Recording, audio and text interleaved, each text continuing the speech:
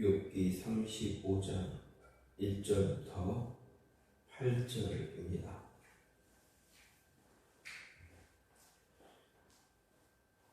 엘리후가 말을 이어 이르되 그대는 이것을 합당하게 여기느냐?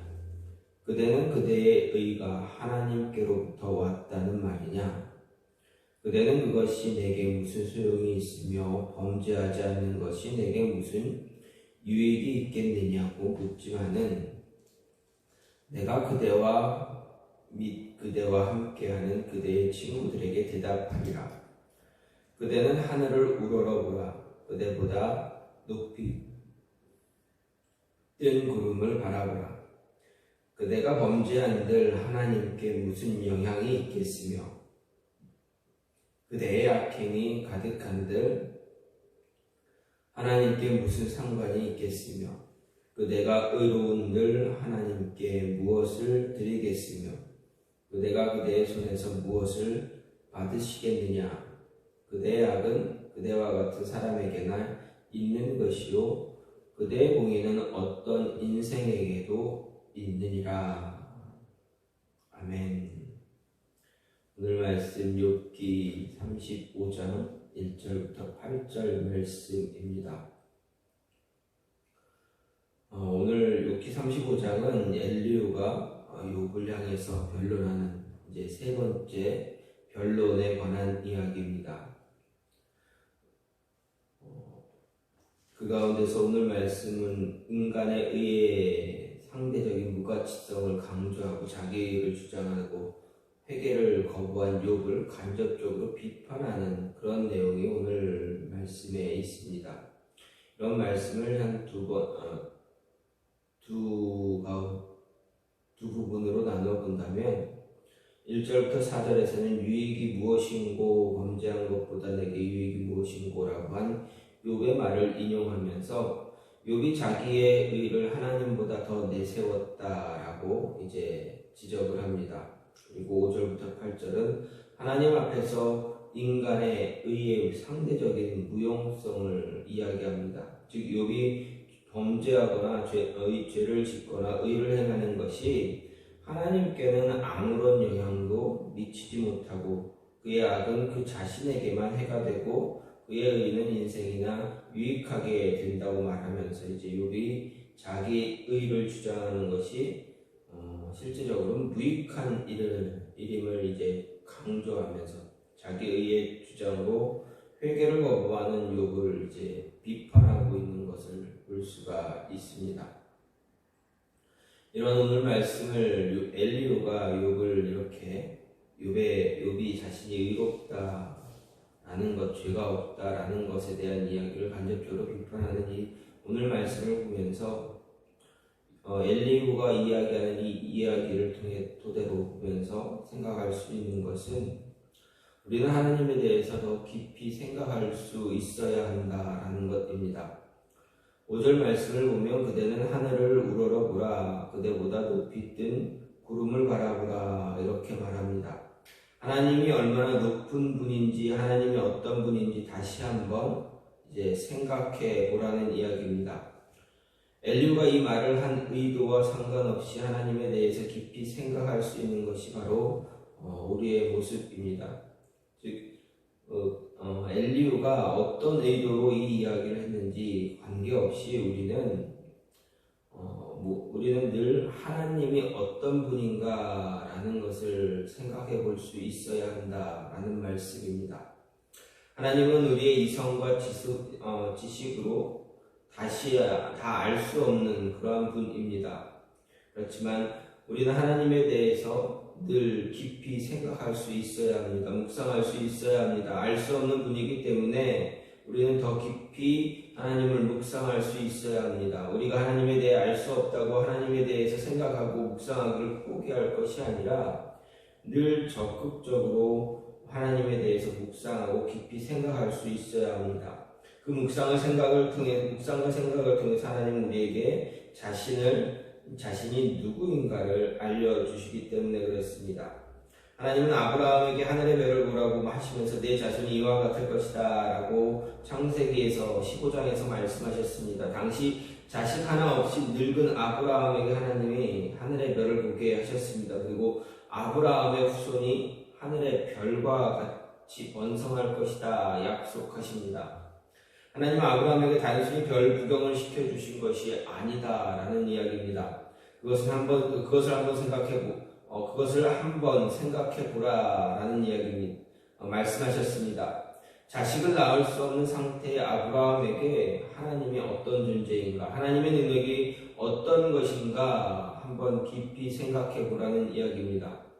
무수한 별을 보고 하나님의 무한한 능력을 믿으라고 하셨는데 아브라함이 과연 그 약속을 믿을 수 있는가 하나님은 보셨습니다. 그때 아브라함은 어떻게 했습니까? 무수한 별을 보고 하나님의 약속을 듣고 아브라함은 그 약속을 믿었습니다. 물론 중간에 하갈을 통해서 이스마엘을 낳는 그러한 인간적인 그 방법으로 약속을 성취시켜 보려고 하기도 했지만, 그런 실수를 범하기도 했지만, 아브라함은 하나님의 능력을 믿었다라는 것입니다. 마침내 약속이 이루어졌습니다. 다윗은 시편에서 이렇게 이야기합니다. 내가 여호와를 기다리고 기다렸더니 귀를 기울이사 나의 부르짖음을 들으셨도다.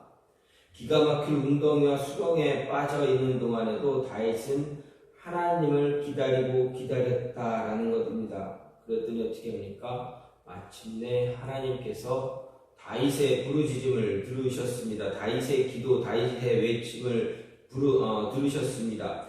다윗은 무엇을 하면서 어떻게 기다렸는가 생각해보면 아마도 다윗은 하나님을 생각하고 묵상하며 기다렸을 것입니다. 다윗은 늘 양을 치면서 그가 하나님의 음성을 듣기를 소망했습니다. 들에서 양을 치면서 하나님을 찬양하면서 그가 할 수 있는 것은 하나님이 자신이 기도할 때, 자신이 묵상할 때, 하나님에 관해서 하나님이 어떤 분인가 묵상할 때, 그때 하나님의 음성을 듣기를 간절히 소망하며 찬양하고 양을 지키면서 찬양하고 묵상할 때 하나님의 음성 듣기를 늘 소망했다. 그래서 하나님의 음성을 듣는 그런 사람이 되었다라는 것입니다. 형제 중에 막내인 자신을 왕으로 기름 부으신 하나님, 골리앗을 물리치게 하신 하나님, 그리고 이제는 자신을 기가 막힐 웅덩이와 수렁에서 빠뜨리신 하나님을 이 괴롭고 알 수 없는 상황에서 생각하고 또 생각할 수 있는 그것은 그가 어렸을 때부터 하나님을 묵상하고 하나님의 음성을 듣기 위해서 정말 매 순간 노력했던 그 모습이 없었다면 그 깊은 수렁에서, 기가 막힐 웅덩이에서 빠졌을 때 하나님을 묵상할 수가 없었을 것이다 라는 것입니다.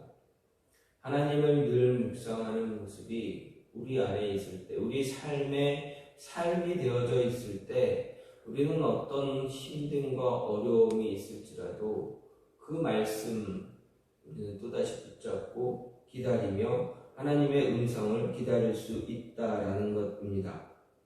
고통의 시간은 하나님에 대해서 더 깊이 묵상해야 한다라는, 묵상할 이유를 우리에게 주신다라는 것입니다.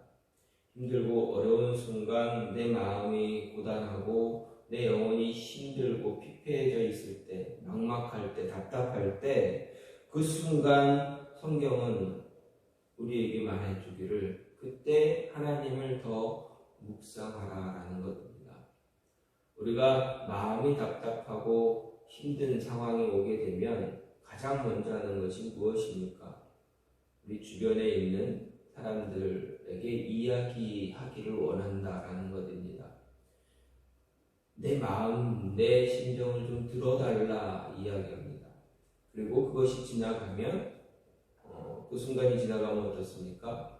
내 힘든 이 상황을 좀 도와달라라는 표현이 나오게 됩니다.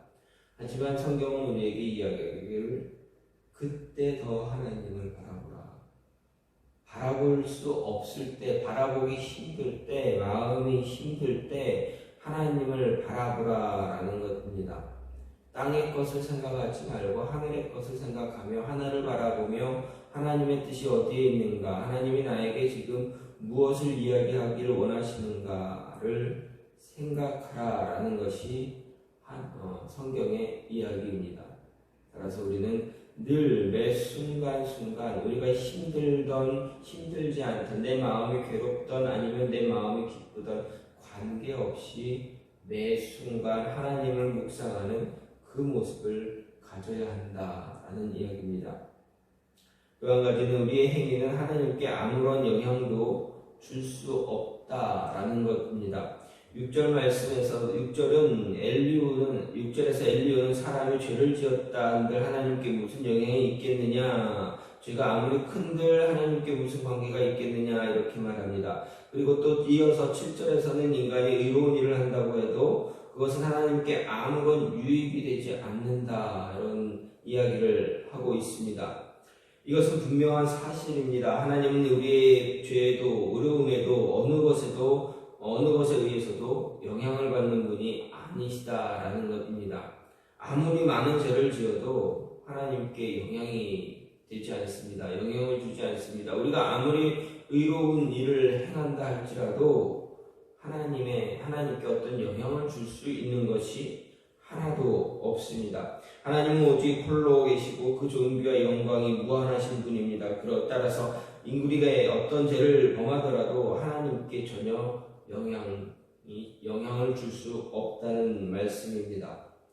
인간의 죄가 아무리 가득하고 충만해도 하나님의 거룩하심은 아무런 해를 받지 않습니다. 이것은 인간의 의로운 행위도 마찬가지입니다. 사람이 선행을 하고 의로운 일을 하는데 사람들에게 잘 보이기 위한 것과 영향력을 미치고 싶은 마음, 그리고 하나님에게도 잘 보이고 싶은 마음이 깔려 있기 때문일 수 있습니다. 하지만 우리가 아무리 크고 위대한 의로운 선한 일을 했더라도 그것이 마치 하나님의 마음을 감동시켜서 커다란 보상이라도 얻을 것처럼 착각하지 말라라는 것입니다. 우리 사람들에게 어느 정도 감동을 주면 어떻습니까? 영향이 있습니다. 우리의 어떤 행동, 말 한마디, 우리가 힘든 사람들을 끌어안아주고 보듬어주는 그런 모습을 하게 되면, 그런 의로운 착한 행동, 선한 행동을 하게 되면 사람들은 영향을 받을 수밖에 없습니다. 우리를 더 좋게 생각하고 내 자신을 또다시 저 사람한테 저런 면이 있어 이런 식으로 이런 모습으로 이제 비추게 되고 그 모습이 영향이 조금씩 가게 되어집니다. 하지만 우리가 이러한 모습을 갖는다 할지라도 과연 하나님께 어떤 영향을 줄 수 있느냐? 그렇지 않다라는 것입니다. 하나님이 어떠한 분이다, 하나님이 우리의 행위에 따라서 영향받는 분이다, 그렇지 않습니다. 우리가 아무리 의로운 행동을 한다 할지라도, 의로운 모습, 선한 행위를 한다 할지라도 하나님은 선하신 분이기에 그 선함에 대해 어떤 하나님이 더 선하신 분이다라고 보일 수 있는 것이 아니다라는 것입니다. 우리가 아무리 선한 행동을 할지라도 하나님의 선함에는 결국 미치지 못하기 때문에 그렇습니다. 늘 하나님은 우리가 쉽게 이야기할 때 늘 하나님은 언제나 최고의 자리에 계시는 분입니다. 누구도 어떤 행동을 해도 어떤 무엇을 해도 하나님이 계시는 그 높이까지 올라갈 수 있는 자가 아무도 없다라는 것입니다. 좀 더 쉽게 이해한다면 운동선수의 어떤 기록이 있습니다. 운동선수가 열심히 운동해서 세계 기록을 세웁니다. 그런데 하나님의 기록에는 정말 그 세계 기록이 하나님의 기록과 비교했을 때는 세 발의 피다. 정말 미치지도 못하는, 그 근처도 못 가는 그런 기록일 뿐이다 라고 생각한다면 아무리 세계 기록을 우리가 갱신한다 할지라도 별 소용이 없다라는 것을 알 수가 있습니다. 최고의 자리에 앉아 있으면 다른 사람이 감히 도전해 보거나 넘보지 못하는 그런 모습처럼 우리의 어떤 행위도 하나님에게 영향을 줄 수 있는 것 하나도 없다라는 것입니다. 단지 우리가 정말 좋은 행위를 하고 선한 행위를 하고 의로운 생각을 하고 이런 모든 것들을 하게 되면 어떻게 됩니까? 사람들에게, 인간에게, 우리 자신에게만 영향을 미친다라는 것입니다. 자기의 의의 열매를 거두고 악의 열매를 거둘 뿐입니다. 따라서 우리가 하나님을 위해 무엇을 할 수 있을 것이다, 무엇을 하겠다 생각하기보다는 하나님을 위해서 하는 게 아니라 하나님의 있는 영광을 그저 드러내기 위한 것 뿐입니다. 하나님은 스스로 모든 일을 하시는 분입니다. 하나님은 우리를 도구로 사용할 수 있지만 그것은 우리의 도움이 필요해서가 아니라 우리로 하여금 하나님의 영광을 드러낼 수 있게 할 수 있는 하나의 기회를 주신다라는 것 뿐입니다. 하나님의 영광스러운 일에 동참할 기회를 우리에게 주실 뿐입니다. 그렇기 때문에 하나님께 우리가 쉽게 할 수 있는 그런 행위는 생각했던 하나님이 나를 사용하지 않으면 손해 아닙니까? 라고 생각하는 그런 모습들은 결코 아무 소용이 없다라는 것입니다. 그저 하나님의 백성으로 하나님이 우리에게 기회를 주실 때 그 기회를 붙잡고 영광을 돌릴 수 있는 그런 삶을 살고 말씀에 따라서 죄를 멀리하는 그런 삶을 살아야 한다라는 것입니다. 이것은 우리의 도리일 뿐이지 우리가 도리를 지킨다고 해서 하나님이 높아지고 하나님이 더 선해지고 하나님이 더 크신 분, 세상에 어떤 영향력을 더 줄 수 있는 분은 아니다라는 것 잊지 말아야 합니다. 우리의 의를 내세우고 우리의 선함을 자랑할 수 있는 것이 하나님 앞에서 아무것도 없음을 기억하고 하나님 앞에서 그저 말씀에 묵묵히 순종할 수 있는 말씀을 묵상하고 그 묵상한 말씀에 순종할 수 있는 그 모습이 우리에게 있어야 하는 것입니다. 그래서 누가복음 17장 10절에서 10절에 기록된 말씀처럼 우리는 무익한 종입니다. 우리가 하여야 할 일을 한 것뿐입니다. 라는 이런 고백이 있어야 한다라는 것입니다. 오늘 말씀은 우리의 선행이, 우리의 의로움, 우리가 선행을 하거나 의로운 일을 아무리 많이 한다 할지라도 하나님께는 아무런 영향을 줄 수 없다라는 것.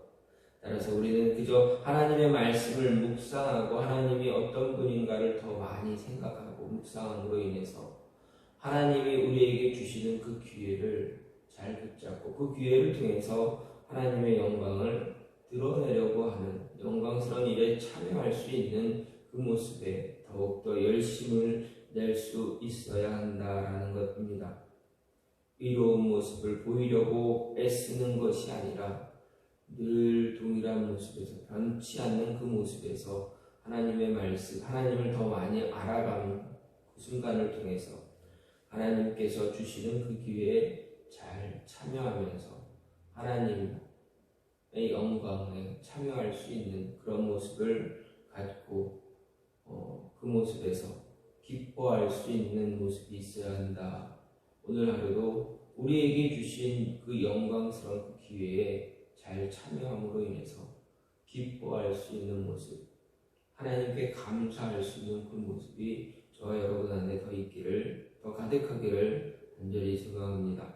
시간같이 기도하기 원하는 것은 하나님, 우리가 하나님을 알기 위해서 더 많이 묵상할 수 있는 자들 될 수 있게 해달라고,